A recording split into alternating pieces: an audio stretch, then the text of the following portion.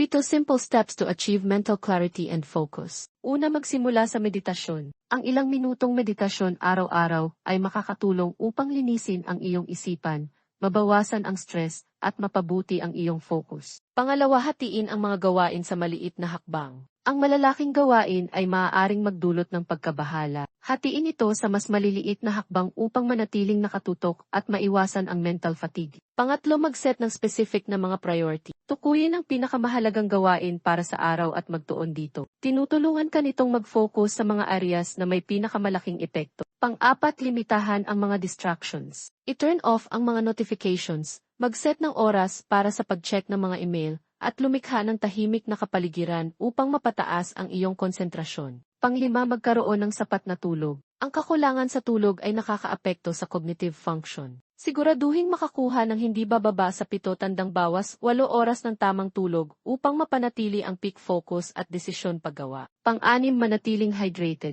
Ang dehydration ay nagdudulot ng mental fog. Uminom ng sapat na tubig buong araw upang mapanatili ang tamang function ng iyong utak. Pang-7, mag-practice ng mindful breathing. Kapag nakakaramdam ng pagkabahala, huminga ng malalim upang mag-relax. Ang mindful breathing ay nakakatulong upang magbalik loob at mapanatili ang focus. Follow Amba Facebook page Soulful Daily for more motivational content. Salamat.